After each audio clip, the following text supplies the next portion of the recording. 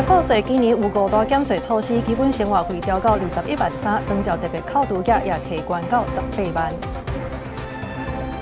家庭类的移工雇主团体要求卖互看护保卫留停单据，嘛反对家庭照顾类的雇主纳就业安定费。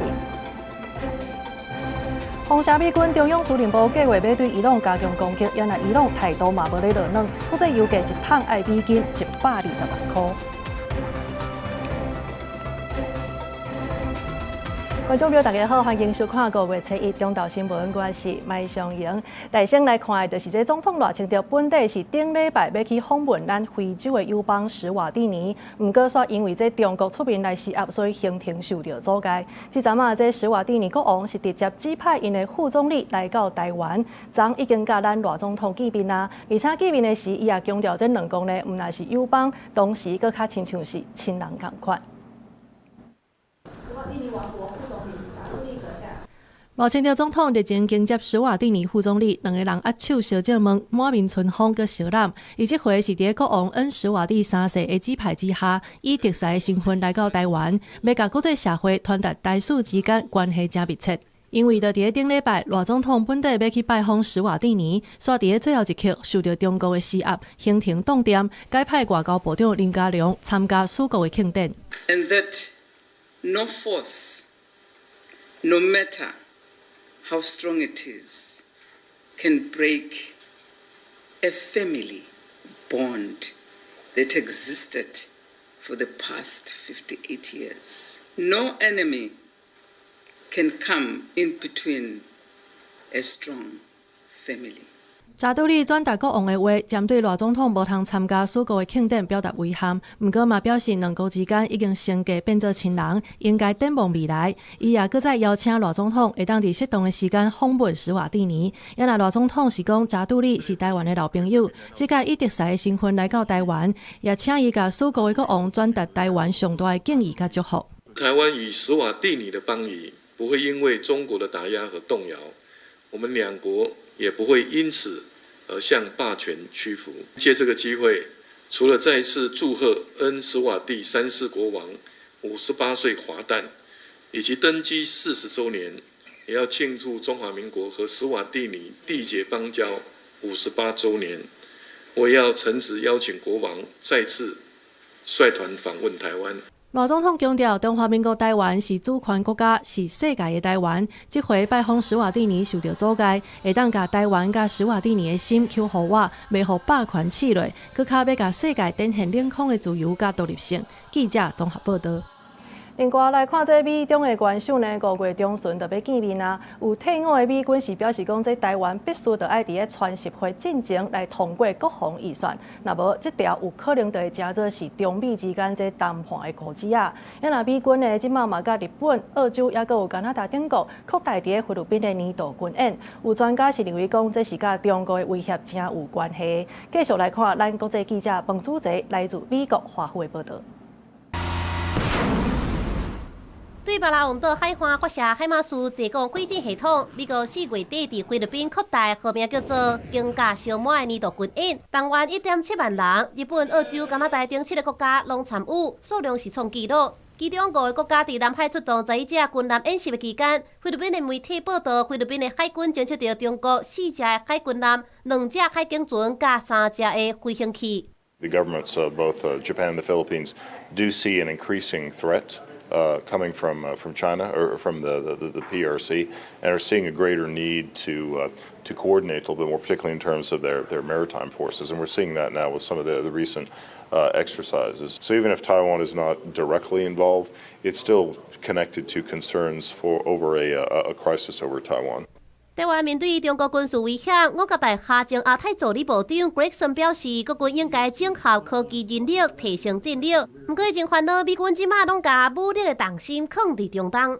As we reduce defense assets in Korea, as we reduce forces in Japan and send them out there, it raises at some level the possibility of another conflict emerging, only this time in Asia. A conflict that breaks out anywhere in Asia is going to quickly be everywhere.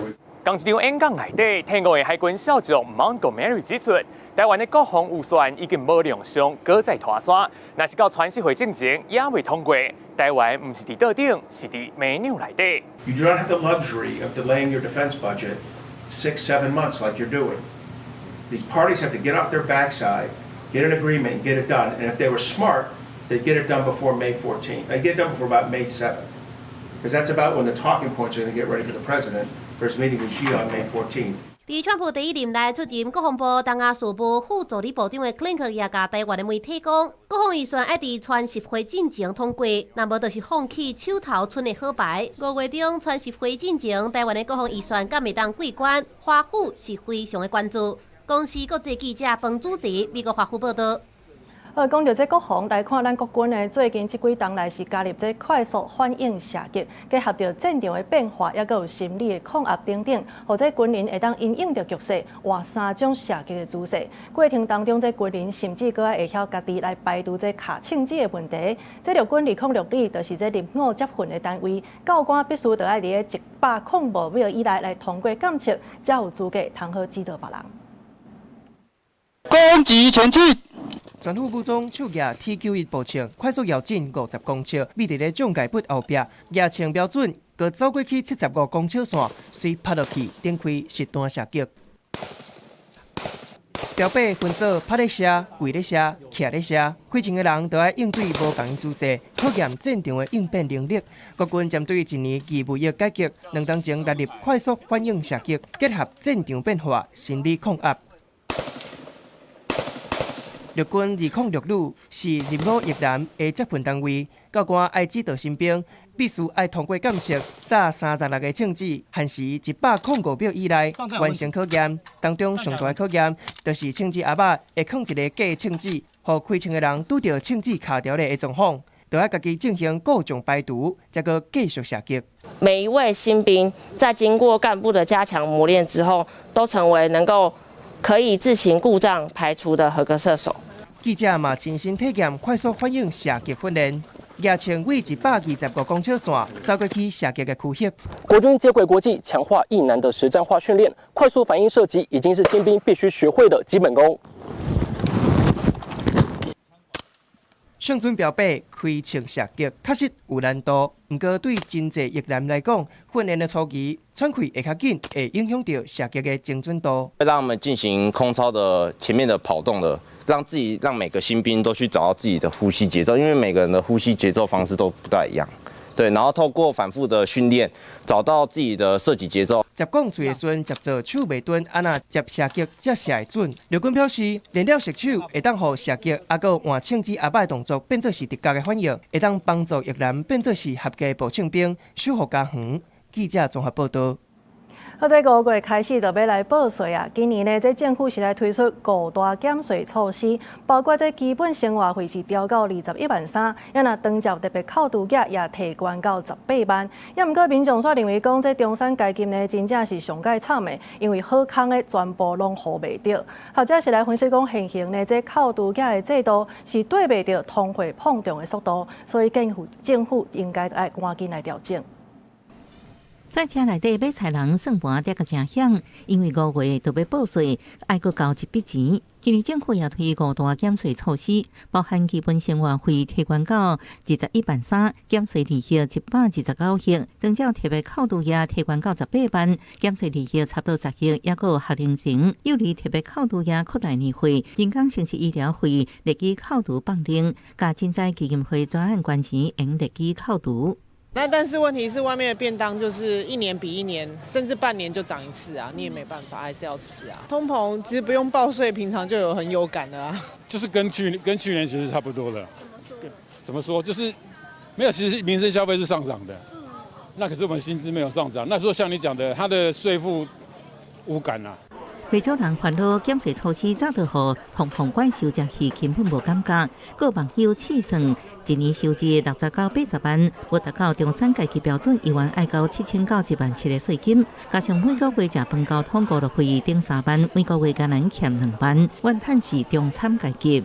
我们都要等到通膨就较上一次调整，然后已经累积达到3%。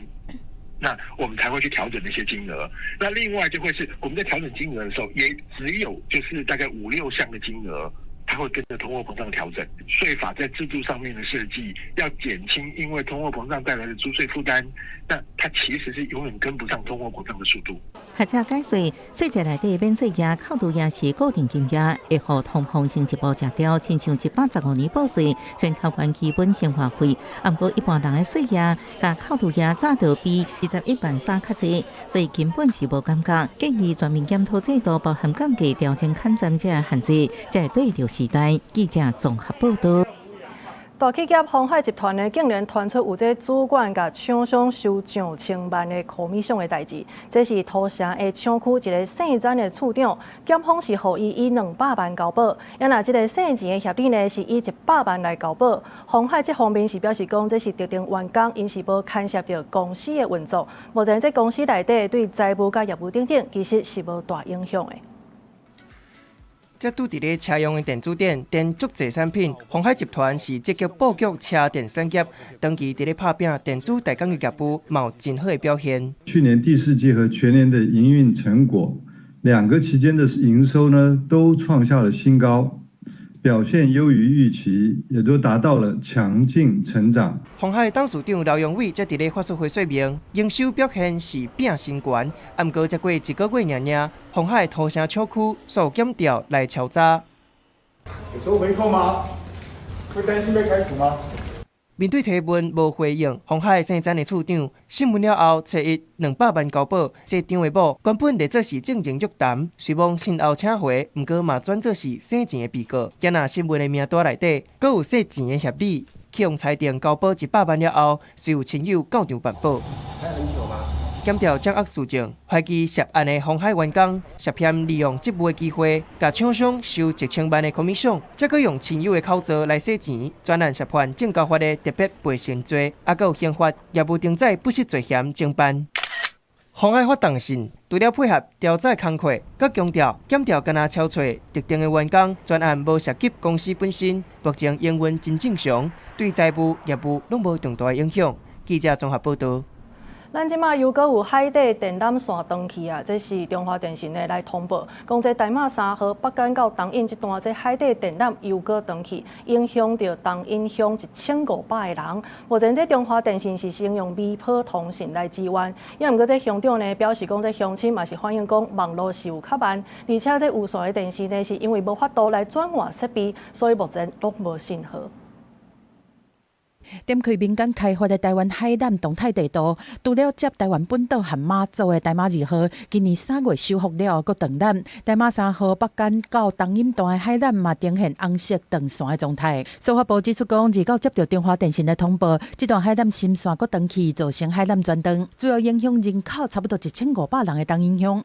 这几年下来，这个次数是蛮频繁的，所以大概相信只要在网络上面使用，稍微觉得卡卡的，都会想说是不是海缆又出问题了。现在有线电视部分是完全没有讯号，跟乡亲的这些生活作息当然会有一些影响。虽然中华电信已经开微波通讯来避弯，维持东引乡的行动电话数据上网者的服务，但是乡长讲，乡亲嘛是反映网络较慢，而且有线电视因为无法度转换设备，这嘛是全面断线。司法部嘛要求中华电信积极协调海缆船，上近7月底完成修复。这摆海缆搁断去，初步推估，意思是靠搭伫东引北澳岸边的中国渔船万年鱼63896，因为海上歹造成船身甩去别位，才造成海缆的损毁。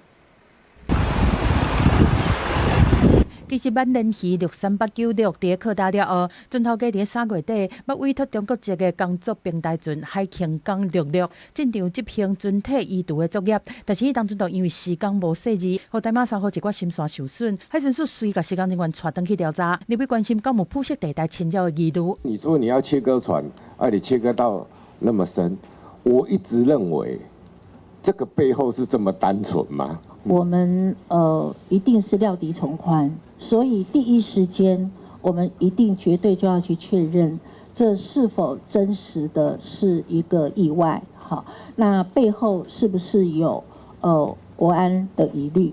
那这个部分的 SOP 我们有建立起来，甚至于我们也会从水下去看。最近几年，欧洲的波罗的海同款是连续发生海难含破坏的事件，关键基础设施的脆弱性引发关注。美国参议院外交委员会嘛对这个议题举行听证会，外委会主席李启呼吁各国加强合作，来提升海难的韧性。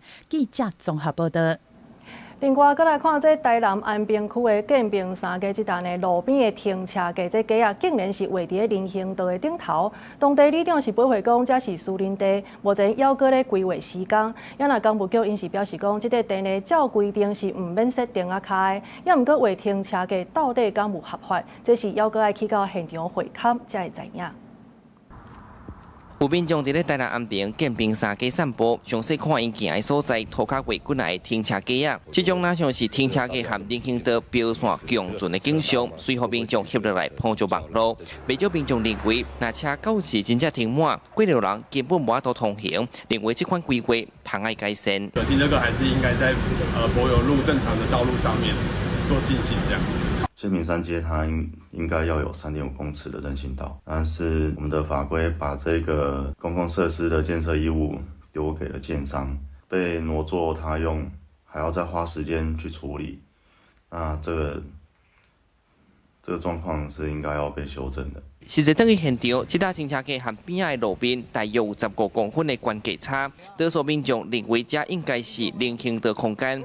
那当地里长出面解说，讲这是私人土地，即阵当咧规划阶段，也未正式完工。工务局回应，这个路段的跨度是12公尺，监视伫主题区，依法是唔免设停车卡，也是人行道。因讲后续会要求相关单位校正会勘。你安尼车都无法度去哩啊！你画安尼较有路用，因讲因是暂时规划而已啦，规划啦，然后到时候要看怎么再来规划更好的方法。依法并不需要设置汽留地，至于法定空地设置停车位，将要相关单位再行厘清。虽然相关单位初步出面解说，不过这人甲车争地景象，却引起讨论。事实上，台南市政府宣示真侪摆要打造过路人优先的城市，即阵又搁出现这款状况，到底私人地为停车架敢有符合规定？相关单位搁爱进一步厘清。记者苏台南采访报道。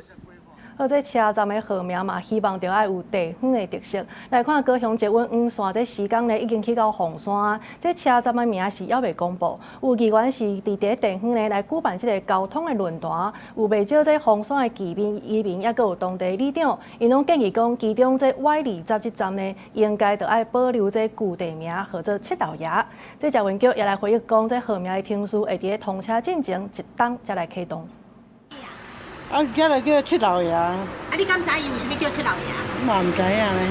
高雄凤山的五甲、南京甲水龙东路这卡搭是属于老爷里，不是讲你若问在地人住倒位，因拢是讲旧地名七老爷。多连公车站嘛是叫七老爷站。最近有议员伫当地办捷运黄线设站的论坛，都侪里面拢要求，到时 Y20这站的名一定爱用旧地名七老爷来号名。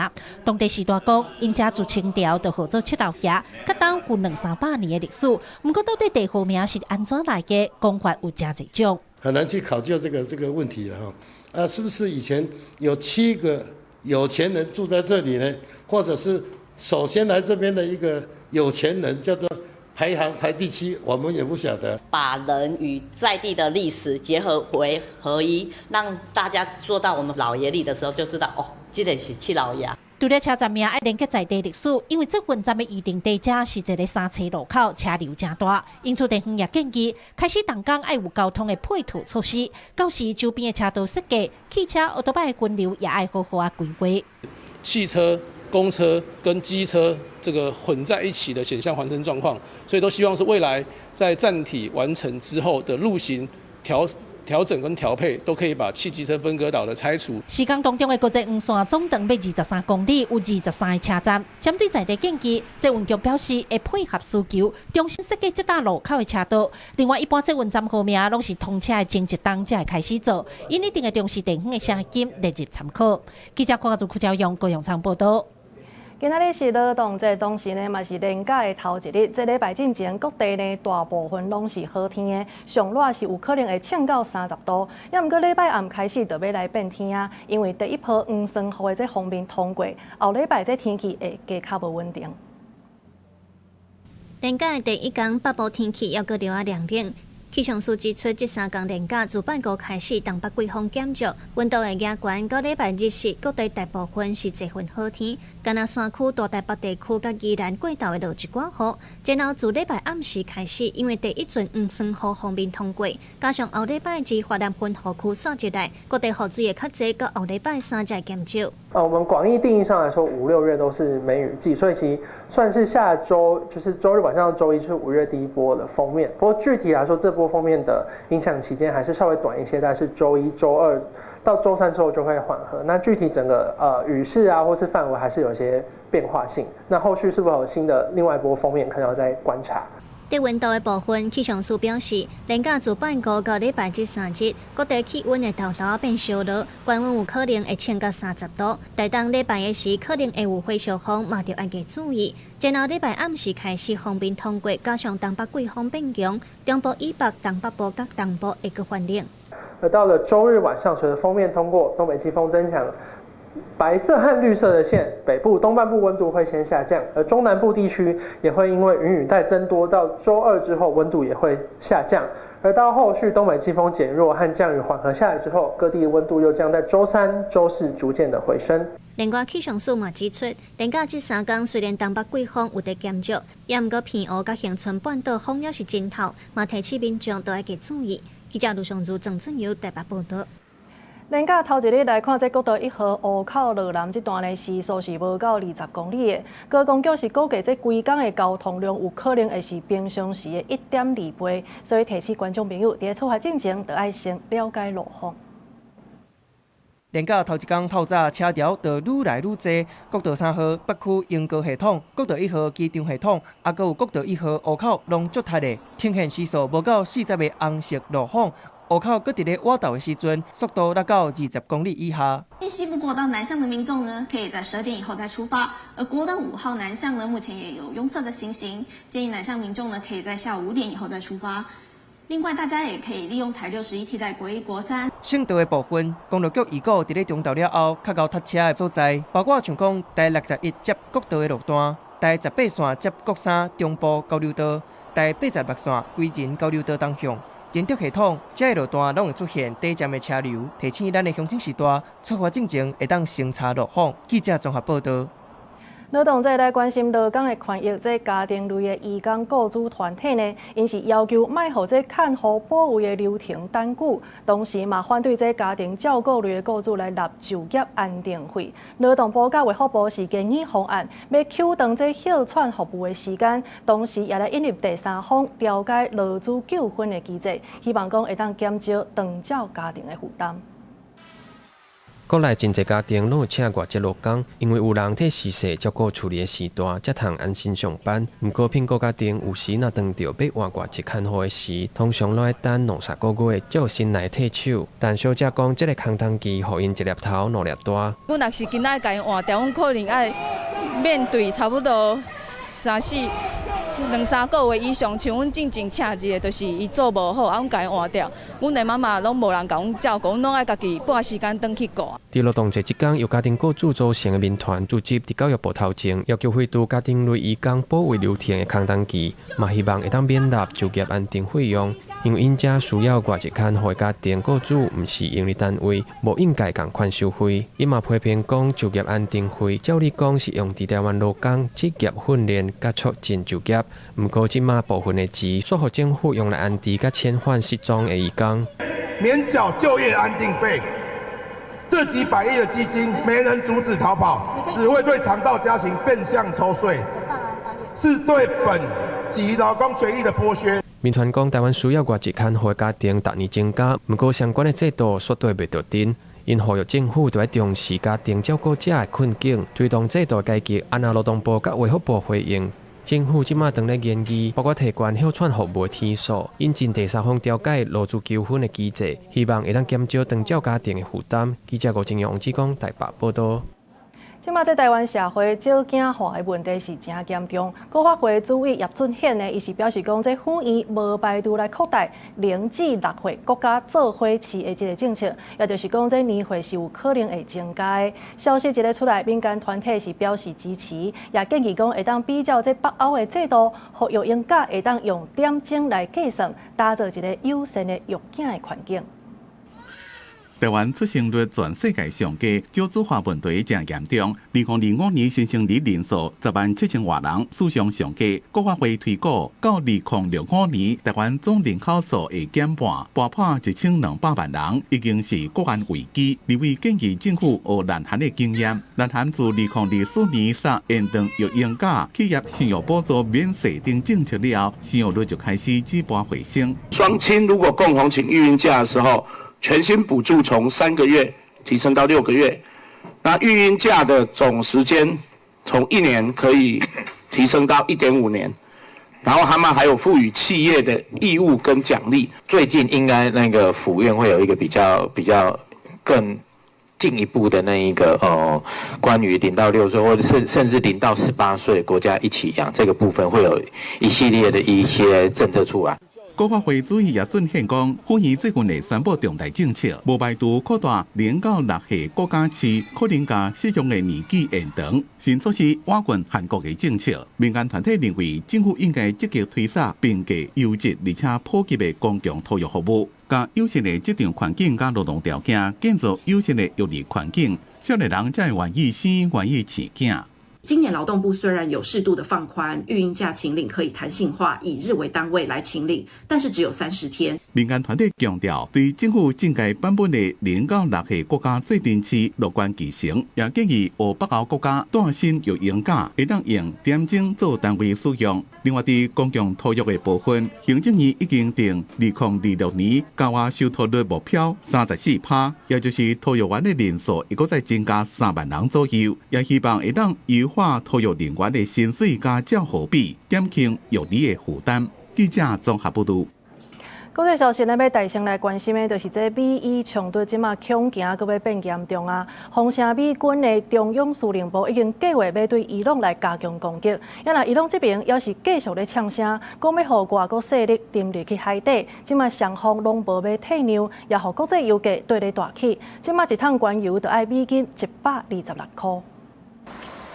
为着互谈判有进展，美国媒体报道，美军中央司令部已经针对伊朗定短期、搁真有力的打击计划，想要互德黑兰伫核武议题让步。伊朗相关领导人穆吉塔巴对此透过国家电视台发表声明，批评美国甲以色列自2月出兵以来，一直干涉波斯湾的安全。伊当嘅警告，若美国继续起空，进入波斯湾的海底，会是美军唯一的下场。ما با همسایگانمان در پهنه‌یابی خلیج فارس و دریای عمان هم سرنوشت هستیم و بیگانگانی که از هزاران کیلومتر دورتر طمعکارانه در آن شرارت می‌کنند جایی در آن ندارند مگر در قعر آبهایش。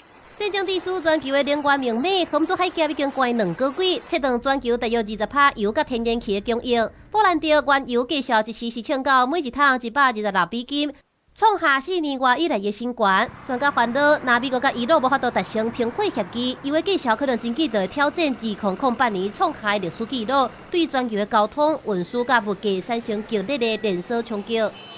The prices today have hit a 4-year high, and oil is trading at over $125 per barrel. Just to put it in context a little bit, we are only $20 away from prices, record high prices we've seen in 2008. 原来美国总统川普伫北京，搁在碰北约的盟友，伊先伫社群平台发文，叫德国总理梅尼祖卖插英仔书，专心处理因家己能源甲移民的问题，卖来干涉美国消除伊朗核武威胁的行动。川普受访时搁直接讲，因为意大利甲西班牙伫军事援助是完全无帮助，伊当考虑甲驻守伫这2国的美军叫回来。Yeah, probably. I probably will. Why should I? Look. Why shouldn't I? Italy has not been of any help to us, and Spain has been horrible, absolutely horrible. It's NATO. 另外，中国外交部2月再向伊朗境内的公民警示，这是对2月底开战进程第2届发布警示，时间点引发国际社会真关注。即马战火还未冻点，能源甲通货膨胀压力愈来愈严重，中东局势伫未来几礼拜发展会继续影响全球的政治甲经济。国际新闻第一任编译。即马这以色列伫加沙的军事行动已经来到一个坎站，也毋过到当呢，这官方也是禁止外国媒体独立入去到加沙地区来采访。有30多个国际媒体的代表是联合要求这以色列政府莫阁封锁加沙地区。也毋过另外一方面呢，这以色列要是伫咧国际海域，搁再来拿查一个要援助加沙的军队，掠200多个人。包括《纽约时报》、BBC、路透社、美联社甲法新社在内31间国际知名的媒体，4月30发表联合公开批，强烈要求以色列政府结束900多天的封锁，开放媒体独立入去加沙采访，减轻巴勒斯坦记者的工作负担，同时也当甲加沙地区的真实状况呈现给大家。Leaders of many of the world's largest media organizations, including the Associated Press, the New York Times, and CNN, have all signed on to this latest letter. They note that attempts to engage with Israeli leaders and a case in Israel's Supreme Court have gone nowhere. They say that over 6 months after a ceasefire, it's now time for the restrictions to be lifted.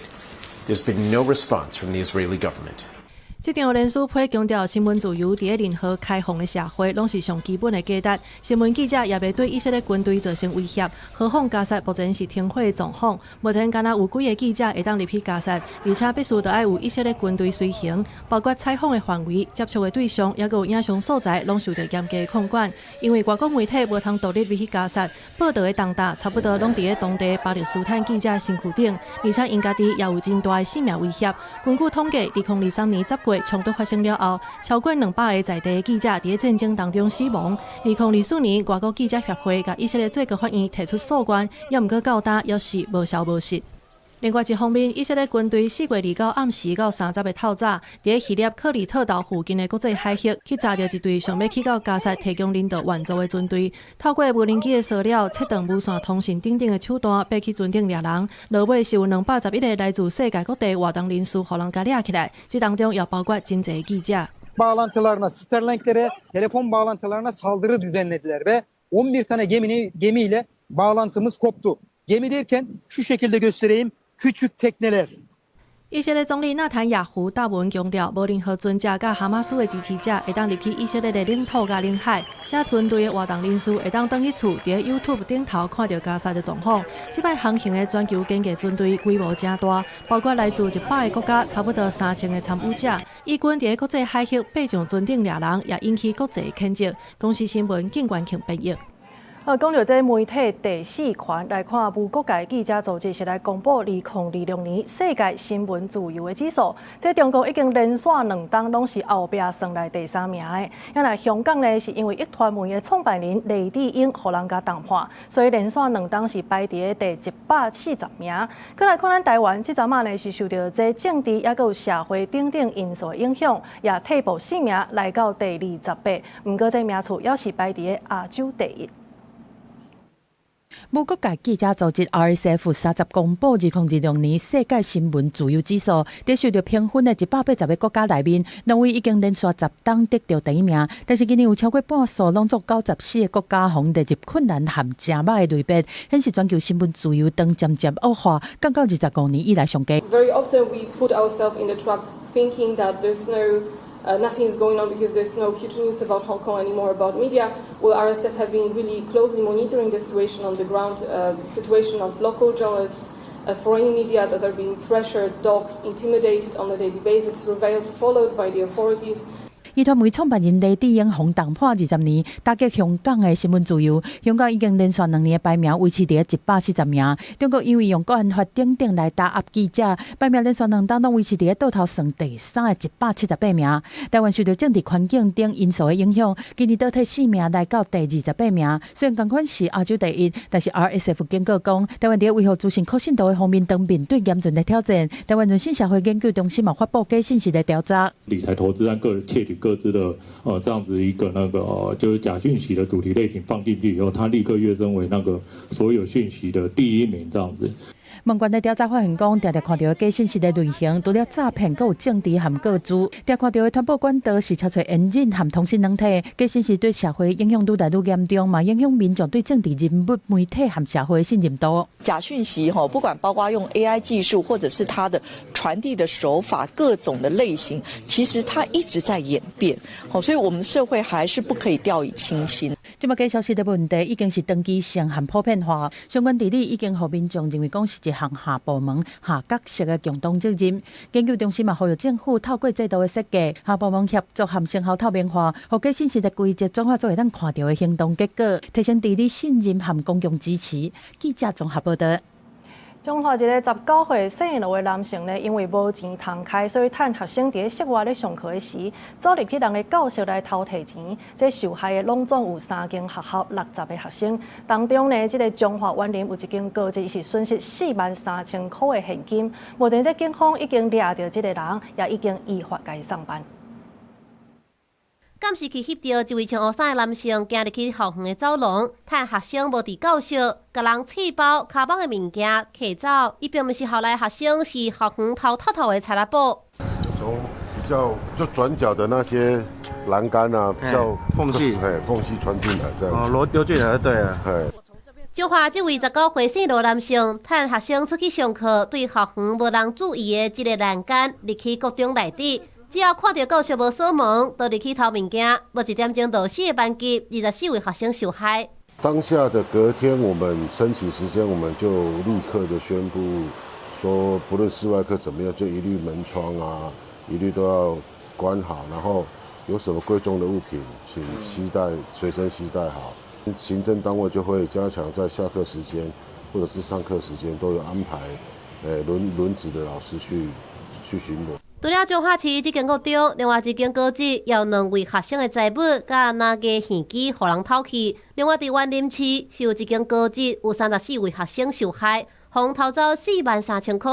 3间学校累计有60位学生互偷物件。卢姓青年于学校非开放时间进入学校，在无人上课的教室内大肆搜刮财物，后经所有遭窃财物的学生家长委由校方提出告诉。那本所在26日已通知卢姓犯嫌到案说明。警方除了做专案小组侦办，根据监视器甲姓罗男性通知到案，也函送彰化地检署侦办。不过嫌犯信后交保，学生是惊讲会阁犯案，四边的民众阁较烦恼，校园这简单就互外人闯入去，安全是出问题。教育处表示，除了要求各校加强巡检，警方也会伫校园四边加巡逻。记者综合报道。南投县对今年初开始呢，是来增加公路客运6673线，来串联草屯、南投市到高铁彰化站，也有台铁的田中站。提醒民众，这10块的试营运的票价呢，到昨就结束啊。今仔日开始已经恢复正常的票价，上悬是105块。那大家也开始关注这载客量敢有受到影响。这台小型的巴士，就是南投到彰化的客运。会使到彰化的高铁，嘛会当到台铁的田中站。试营运的期间，车票只要10块。不过对5月份开始恢复到正常的票价。若总是对于南投市要坐到彰化的高铁站，即马票价变到14块。正月2通车，甲咱4月底为主。总共有5000几个民众来使用。自咱5月初1开始，咱爱恢复原来的票价。请民众爱注意。没差别。为什么？因为停的站很少。所以会比较方便就对了。对。下车他们就扶着下车，也分好了，多几辆来载也分好了。南投的公车和客运过往拢是驶去台中较多，要落南去彰化的交通较无方便，所以对今年1月份开始有增加6673的路线。不但是会当改善落南客运无够的问题，嘛会当串联到咱南投到彰化的生活圈，一天驶9逝，来回总共18班，经过草屯、南投到高铁的彰化站，还佫台铁的田中站，拢总有10站，会当满足通勤、就医，佫旅游的交通需求。而且试办到4月底，车票是10块。南投客运表示，新路线的载客率有57%，看起来有建立到基础的客源。初期人客数量较少，过来职业大客车的司机即摆欠缺，所以是用交通座做服务。即马使用的车辆数是5台。不过5月份开始，车票会恢复到咱正常的票价，车钱25块到105块拢有，运量较会受到影响，嘛引起注意。南投客运表示，不管票价偌济，拢会用心来经营，未来嘛会看需求来调整班次。记者洪英秀南投报道。来看这家己市府呢，是甲最近正时行的手机仔游戏皮克敏 Pikmin 来合作，伊有设8个这正特殊的地点，互民众来挑战城市任务。有旅行社的业者看到这个商机，所以推出这包团来家己佚佗的行程，劳动节连假头一日，就请真侪人来参加。拍开手机仔电动，开始散步种花。2026家己艺术节假日天堂的手机仔电动皮克敏合作伙。针对美术馆、博物馆、文创园区等等8个所在，设计城市任务，要透过即马时行的手机电动，带动在地文化观光。我们这次有8个不同的景点的合作，从文创园区、美术馆，还有我们的中央第一商场，然后宿舍区，然后文学馆，一直到我们卡洛棒球场，总共串联8个景点。那重点是希望透过皮克敏这个手游呢，可以让大家更了解我们嘉义市的文物的景点。由旅行社看准即届活动，推出包车来家己一天的行程，嘛真抢市。5月初一连续假期的第一天，家己市内就出现真侪专工来参加活动的民众。嘉义这边车真的蛮多的，找车位还找了一阵子，然后结果下车要排队的时候，结果发现排超长的，绕了一圈，结果到这边附近还没排队就已经说发完了。我们还有住宿，明天才有回去。早上5点半从新北莺歌出发，来到这里7点半了。博物馆文创园区那边很吸引我，因为文创园区还有很多市集可以逛。嘉义市文化局表示，这届配合艺术节的活动，用手机电动来推展在地观光，暗算要成100万人次来到嘉义市，希望推广在地文化建筑，嘛带动观光的产值。记者林慧婷嘉义报道。再来看这小琉球呢，有一群店店咧守护海洋的志工，因为17当前伊是看到一只海龟或者鱼网啊卡掉的影片，所以决定要来设一个志工队出海去清粪扫。因伫昨是达成第500届的净海的任务，经过17当来这个漂拼，这个小琉球附近的海洋呢是变加较清气，咱来志工队嘛加足欢喜。速中队第500下海。志工装备穿好，准备伫小琉球美人洞外海落水。那冲水味，那清粪扫，有的伫海面甲卡伫山湖的渔网仔加长，有的伫船顶倒集中海洋废弃物。因是小琉球的海洋志工队，4月30日是第500摆净海的活动，大约拼出300公斤的扫仔和渔网仔。毋过志工拢讲有感觉这几年啊海底变清气，看到海龟的几率足悬的。当初开始的时阵吼，伊清出来粪扫的量含即马清出来粪扫的量，我拢感觉讲很明显的减少安尼。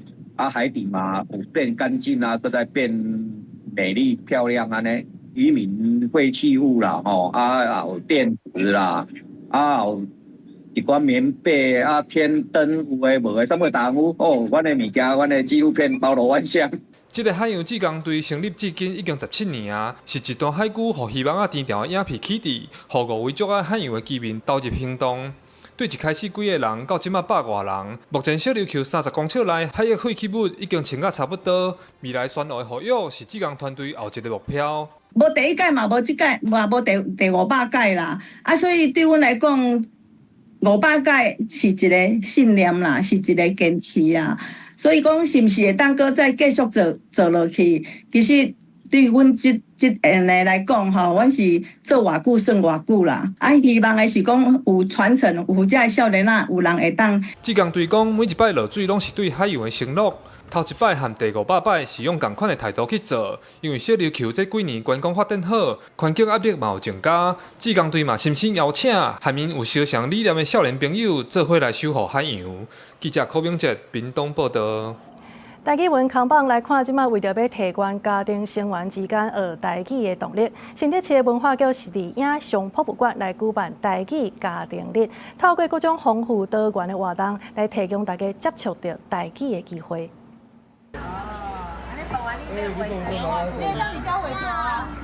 用台语教大家安怎用鸡龟仔做出古早味的七汤米，透过手工 DIY 体验，互囡仔生甲真欢喜。现场阁放上台语漫画电影，由台语创意市集，这是新德市文化局拜五举办的台语家庭日活动。我囡仔甲伊厝细汉拢讲台语，所以互伊讲惯势，互伊即个环境安尼。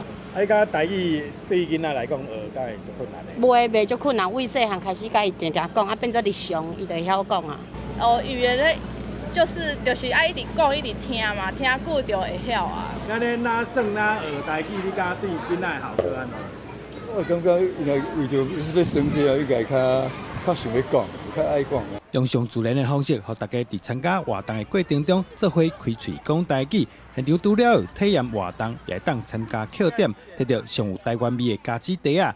文化局指出，今年的台语推广会增加表演艺术课，差不多每礼拜都有台语活动。我们从114年开始，就是有几乎每个周末都有规划不同类型的台语课程，那包含就是像是有医师培力课程啊，然后还有就是像是刚刚讲的，就是手作类型的课程。那今年比较特别，就是我们有增加了表演艺术类的肢体体验课程的营队。规天的活动内底，下晡也有台语美术体验甲艺术表演，透过丰富多元的活动，今年的5.1劳动节，头届全国hiệu果趁好天，真侪家长囡仔来参加，哪算哪学台语。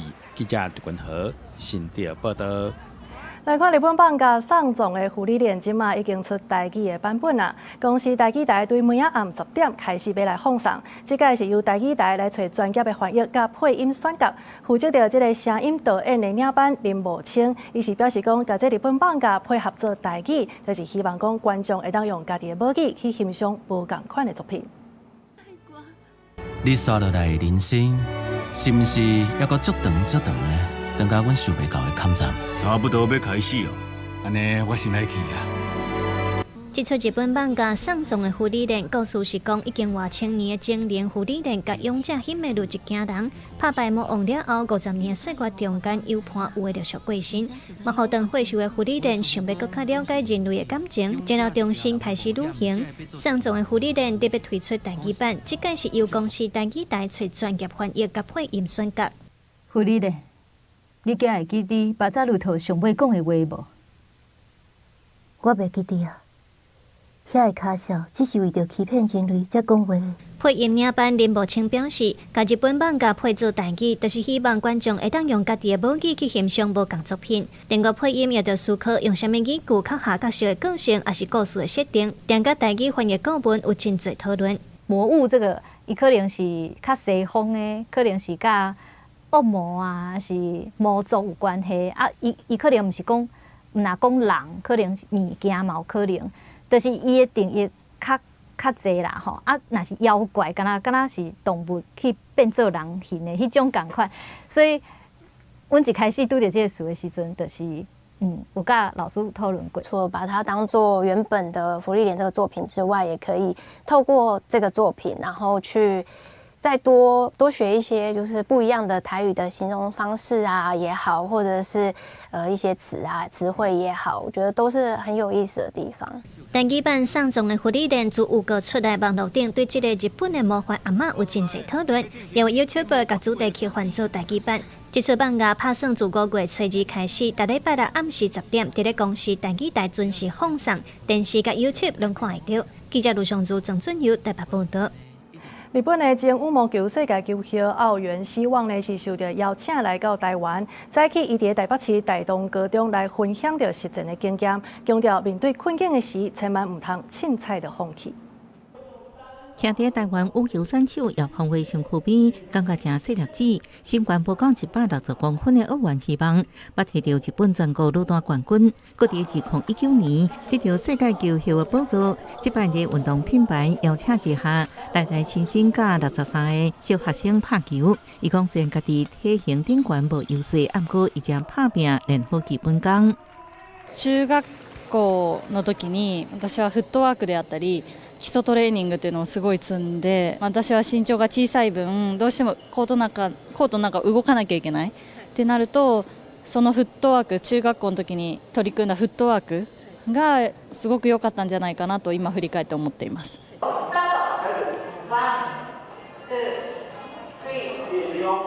起手式就是练平衡，医生示范一脚举起来找重心，目睭闭去感受甩起一脚屈落去个举起来，就是一直要增加强度，毋但是身体训练，也有心理。澳元希望一出道就连连摕到冠军。煞伫世青赛冠军了，脚踏骨严重受伤，要接受手术治療甲復健。不過伊無放棄，付出了後，佫得到真好的成績。私は先ほども話があったように怪我をして苦しい経験をしてきたので、スポーツっていうのは体が資本なので、体を大事にまずは競技をやる上で基礎的なトレーニングだったり。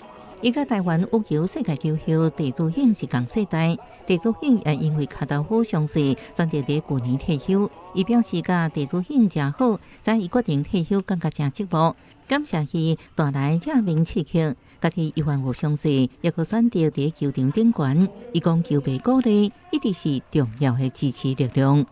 記者綜合報道。香港科技公司開發的人形機器人呢，是模仿這個表情，甚至呢，佮甲交響樂團來合作。另外，這日本航空公司即馬是為着要解決欠工的問題，也請機器人來倒搬行李，也佮有倒掃飛行機。歌手蘇菲亞身穿金絲是黑色的禮服表情，十足地演唱和香港浸會大學交響樂團合作的原創歌曲，觀眾是直直拍撲啊！蘇菲亞是香港機器人公司所開發的人形機器人，研發的目的是為了要讓伊會當甲人類鬥陣做工課。I want to be able to share emotions and stories through music, even if I'm made of plastic, circuits, wires, and metal. It's my way of saying, I'm here, I'm learning.And I want to be part of this beautiful human experience called art. 音樂會的藝術指導講，甲機器人表演古典音樂需要大量幼兒的調整加練習，可以用家己的方式表演。除了機器人，這場音樂會佫結合 AI 網架甲 AI 動作掌握機器系統，予真正的舞者會當含虛擬的角色做伙表演。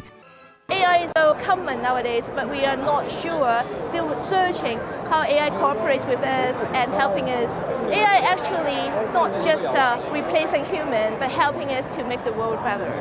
甲人類鬥陣做事，甲迄物放上空白車，若無問題，就會手予對面的人知影。這個130公分懸、35公斤重的人形機器人，是日本上大的航空公司日本航空按5月開始，踮東京羽田機場設置這款會當協助運搬行李的地勤機器人。日本航空講，航空業拄着勞動力老化、人員不足，甲入境的遊客快速增加，工作量定倍加的相同挑戰。為了避免未來可能拄着機場欠工的問題，日本航空上大心引進地勤機器人，要設置2年，主要是協助運搬行李、甲機床餅掃頂工課。公視新聞新樂培編譯。下晡的天氣，稍後咱繼續甲時間交互糖啊。今仔日透早受東北季風影響，中部以北、東北部閣有東部天氣會較涼。台灣各地還閣有平烏，金門、馬祖、遊園會有南山地漸陣雨。